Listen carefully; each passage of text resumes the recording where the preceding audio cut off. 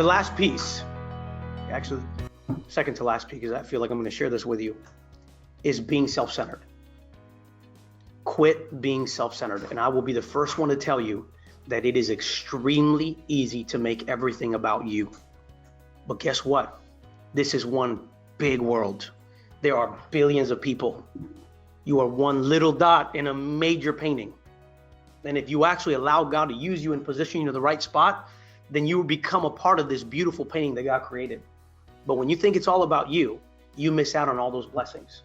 And what happens is when you're so full of yourself, you have no room for the next level. And that's one of the biggest hurdles that we have to learn. And guess what? It's within our blood.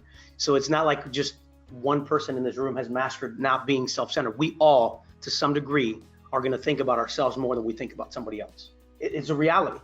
But if we discipline ourselves and we empty ourselves of this self-centeredness, you will live free, you will be strong, you will have so much more joy, and most likely you'll end up helping other people around you, which is what this is all about. If you want to go far and you want to work as a team, then you have to empty yourself and think about the man next to you on your right and the woman next to you on your left. Because by helping those people, you make them better. And in so doing, you lift yourself up. That's the difference. And so here's a powerful quote that says, one is not necessarily made self-centered because he is foolish, but one is very often made foolish because he is self-centered. So think about that for just a minute. Think about how many times we look like fools because we're so busy thinking about ourselves that we don't see the situation for what it is, and we don't see the need of others. And I guarantee you one thing, if you stay self-centered all of your life, there's nobody else that's going to be around you other than you. That's just the way it is. Because over time, people that are like that tend to repel others, right? Because other people don't want to be around others who only care about themselves. Would you agree? And so I want to challenge us this year as a part of our Go Far series. If we really want to make 2020 a success, less of you, more of God, and more blessing other people. Because there's something that changes the way we think, the way we feel, and the way we produce when we literally start caring about the one next to me instead of the one who's in front of the mirror. And I want to challenge us to consider that. In wrapping it up, there's one more that I want to share with you that I just feel in my heart that I debated writing and I didn't write it, but and I want to put this down, is you want to quit blaming yourself and not forgiving yourself.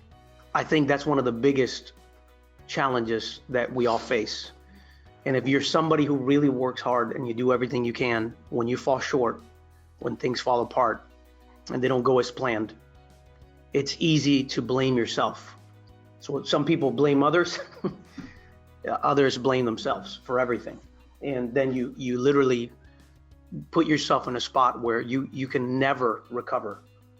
You can never recover. And you can never grow because you're too busy looking at yourself in the mirror saying, I'm not worthy. I dropped the ball on this. And so what I want to challenge us, including me, because I feel like this past year, a lot of like the things that didn't work out as we moved and everything else, I felt like the weight of the world was on me. And I'm the guilty one. It's my fault. And the problem is, if you're too busy blaming yourself, you don't have room to step up and learn and grow and move forward. And so for those of you that might be in this call or in the meeting, and maybe you feel like, well, I haven't been blaming somebody else. I haven't really been complaining.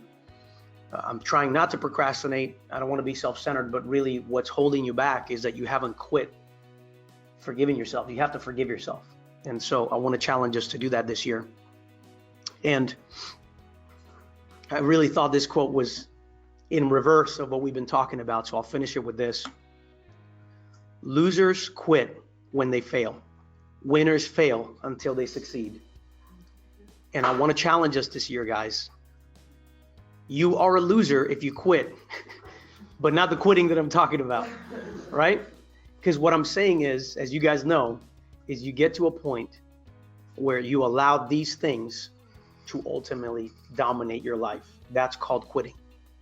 That is called quitting. You fail when you allow these self-limiting beliefs to own you.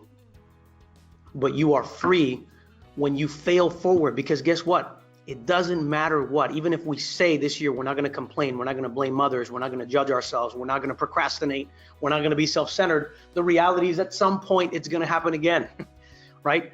But the best thing is when we fail, we get back up, we dust it off, and we move forward. That is what makes a winner. Winners fail until they succeed. I love that. So again, I want to challenge you guys. Let's press forward. Let's put away the things that keep us in that cycle of failure. We can all do this. Let's focus on helping each other and recognize that the future of everybody in this company depends on you to do your part to help your neighbor, because without that unity, without that teamwork, there is no team. Does that make sense? So with that said, as usual, I'm going to stop.